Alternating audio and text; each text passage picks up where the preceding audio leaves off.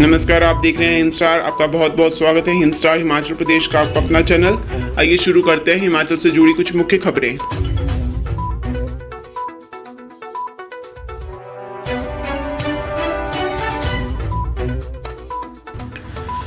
अमित शाह बोले, अनुच्छेद 370 हटाने पर देश जलाने की बात करते थे, कूड़ा तक नहीं जला पाए। यूपीए सरकार के इसमें पड़ोसी पाकिस्तान आए दिन आंखें दिखाता था। सर्जिकल स्ट्राइक के बाद जब पाकिस्तान आंख उठाकर भी नहीं देखता, न ही कोई आलिया मालिया और जमालिया देश में घुसने की हिम्मत कर पाता है।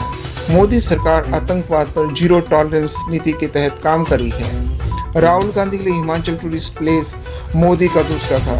उन्होंने कहा, राम मंदिर देश की जनता के लिए कभी एक सपना लगता था, मोदी सरकार ने उसे भी साकार कर दिखाया। उन्होंने कहा कि राहुल गांधी को हिमाचल प्रदेश एक पर्यटन स्थल लगता है, घूम फिर दिल्ली वापस लौट जाते हैं। मोदी के लिए हिमाचल कर्म भूमि है। उन्होंने वहाँ आधे गुजारते हुए और आधे हिमाचली हैं।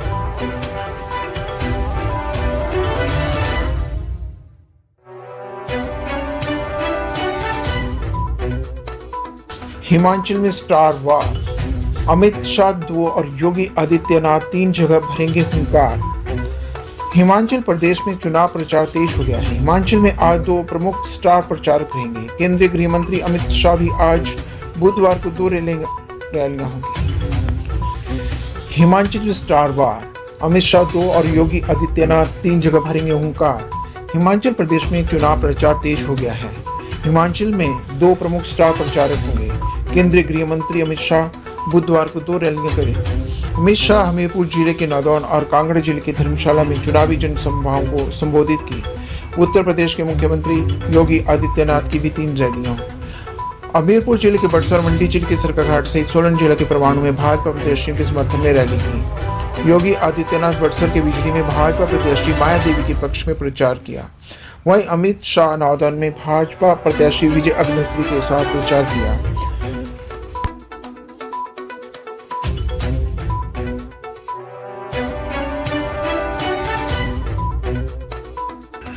बीजेपी को असंतुष्ट का तनाव, कांग्रेस को भीतरघात का भय, नड्डा की गृह सीट पर रोचक मुकाबला। यह है एम्स वाली बिलासपुर की सीट। चुनाव आयोग इसे बिलासपुर कहता है, जबकि लोगों को बिलासपुर के साथ सदर यानी मुख्य जोड़ने की आदत है। भाजपा के राष्ट्रीय अध्यक्ष जगत प्रकाश नड्डा यहीं से हिमाचल प्रदेश विधानसभा में रहे हैं। कभी नेता प्रतिपक्ष रहे तो कभी मंत्री। इस बार मुकाबला प्रत्यक्षतः तो भाजपा के त्रिलोक जम्वाल और कांग्रेस के बंबर ठाकुर के बीच है, किंतु भाजपा के सुभाष ठाकुर निर्दलीय के रूप में मैदान में हैं। 2017 में यहां से भाजपा के सुभाष ठाकुर जीते थे, पर इस बार टिकट कट गया। आशा सुभाष शर्मा की थी, पर बाजी जम्वाल के हाथ रही। सुभाष ठाकुर का खड़े होना भाजपा प्रत्याशी के लिए चुनौती है। निर्दलीय सुभाष शर्मा व भाजपा प्रत्याशी त्रिलोक जम्वाल छात्र राजनीति में एक साथ आगे बढ़े हैं, लेकिन अब विधानसभा के चुनाव में एक दूसरे के सामने हैं। कांग्रेस के प्रत्याशी बंबर ठाकुर के टिकट पर पार्टी में काफी माथापच्ची पर सफल रहे। कांग्रेस से टिकट के एक और याचक पूर्व विधायक तिलक राज बड़े नेताओं के कहने पर बैठ तो गए, पर अब बंबर के हक में न तो खड़े हो रहे हैं और न उनके साथ चल रहे हैं। कांग्रेस के 5 ऐसे नेता हैं जो बंबर के लिए प्रचार नहीं कर रहे हैं। हालांकि इस बार आम आदमी पार्टी सहित कुल 5 अन्य पार्टियां भी चुनाव मैदान में हैं, लेकिन सीधी टक्कर भाजपा व कांग्रेस के बीच में ही है।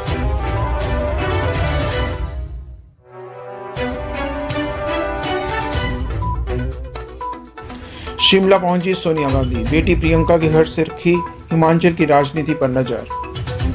प्रियंका 2 दिन पूर्व ही शिमला पहुंची है। सोमवार उन्होंने मंडी में चुनावी रैली की। मंडी रैली के लिए वह शिमला से ही गई थी। सोनिया का यह निजी दौरा, हालांकि उनका पार्टी के किसी भी पदाधिकारी से मिलने का कार्यक्रम नहीं है, लेकिन कुछ नेताओं से फोन व छाबड़ा में मुलाकात कर चुनावी तैयारियों की रिपोर्ट ले सकती हैं। सोनिया दिल्ली से चंडीगढ़ तक हवाई जहाज से आई और चंडीगढ़ से कार से शिमला में पहुंची।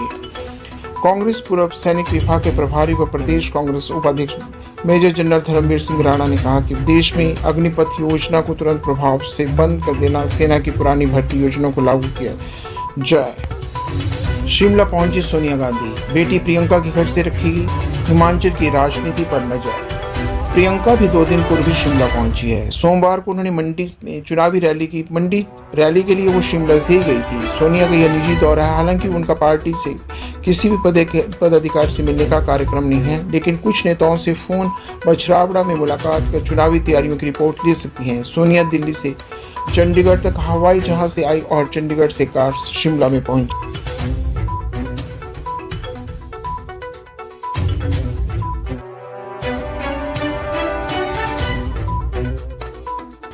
भाजपा 6 नवंबर को जारी करेगी दृष्टि पत्र। ओपीएस का क्या रहेगा स्टैंड? हिमाचल प्रदेश में आगामी विधानसभा चुनाव के लिए भाजपा अपना दृष्टि पत्र 6 नवंबर को जारी करेगी।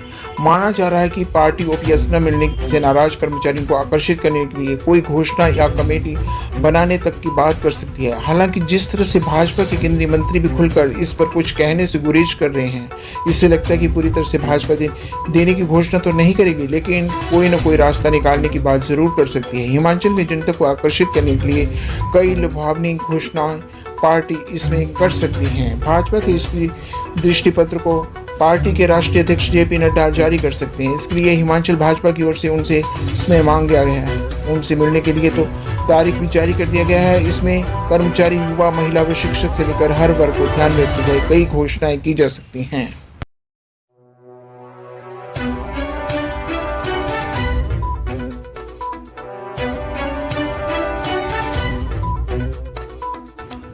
जनसभा में बीजेपी नेताओं के रोने पर सुक्खू ने ली चुटकी। बोले, हार देकर हो रहा विलाप, प्रदेश की जनता सत्ता परिवर्तन के लिए तैयार।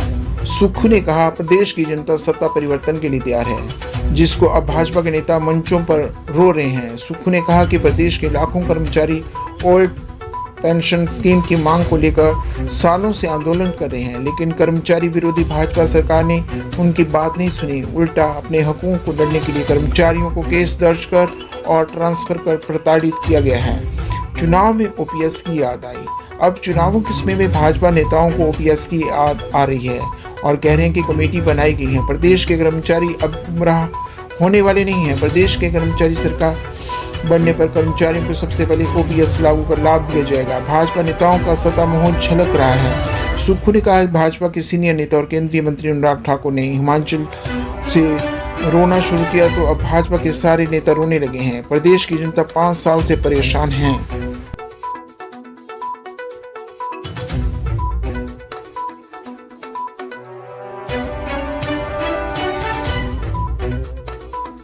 पीएमओ राज्य मंत्री जितेंद्र सिंह बोले, मोदी व जयराम सरकार ही निकालेगी ओपीएस का हल। शिमला में मंगलवार को पत्रकारों से बातचीत में जितेंद्र सिंह ने कहा कि केंद्र व प्रदेश में यदि एक ही पार्टी सरकार बनाती है तभी विकास संभव है। हिमाचल भले ही छोटा राज्य हो, लेकिन इसकी क्षमता बहुत अधिक है। एक प्रश्न में उन्होंने कहा कि भाजपा ने जिस नेता को टिकट दिया है, पूरा संगठन उसके साथ चलेगा और उसकी ही जीत होगी।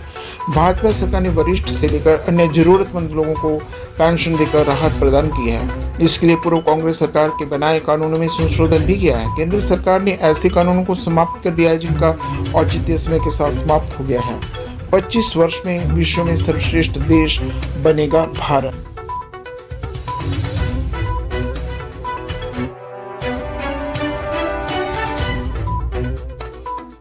सतपाल महाराज बोले, केंद्र के इंजन से कटे तो विकास का बल भी नहीं जंग पाएगा।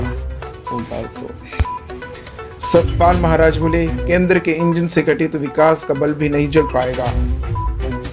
उन्होंने कहा कि 5 साल बाद सरकार बदलने की परंपरा से उत्तराखंड भी विकास की दौड़ में पिछड़ रहा था और वहां की जनता ने इस बात को समझा और डबल इंजन के साथ जुड़े रहना उन्हें उचित समझा। हिमाचल की जनता भी उत्तराखंड का अनुसरण करे।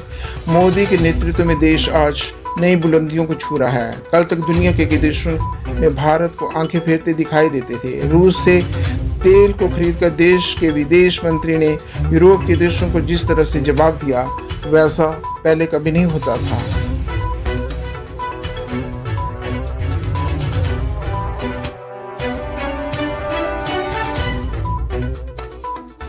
हिमाचल में विधानसभा चुनाव के लिए 12 नवंबर को सार्वजनिक अवकाश घोषित। हिमाचल प्रदेश विधानसभा चुनाव के दृष्टिगत 12 नवंबर को प्रदेश में सार्वजनिक अवकाश घोषित किया गया है। मुख्य सचिव की ओर से इस आशय के आदेश जारी किए गए हैं। 12 नवंबर को मतदान सरकारी कार्यालयों, बोर्ड निगमों, शैक्षणिक संस्थानों और औद्योगिक परिसरों में कार्यरत कर्मचारियों को सार्वजनिक अवकाश रहेगा ताकि वे अपने मताधिकार का प्रयोग कर सकें। उन्होंने बताया कि दैनिक भोगी कर्मचारियों के लिए यह संवैधानिक अवकाश होगा। राज्य के विभिन्न स्थानों पर कार्यरत कर्मचारियों को इस दिन विशेष आकस्मिक अवकाश दिया होगा ताकि वे मतदान के भागीदार बन सकें। इसके लिए उन्हें पीठासीन अधिकारी से मतदान से संबंधित निर्दिष्ट प्रमाण पत्र प्रस्तुत करना होगा।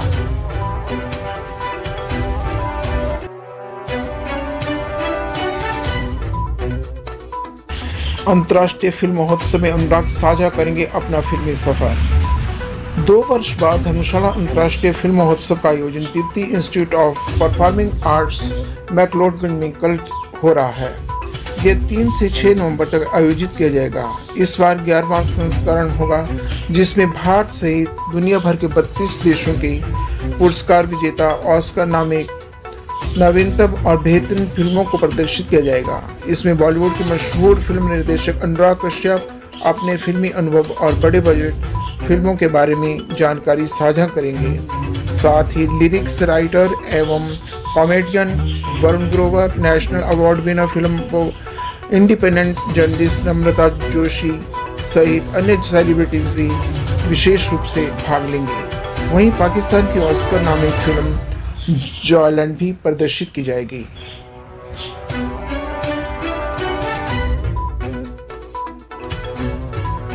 हिमाचल की हर खबर पाने के लिए हिंद स्टार से जुड़ें।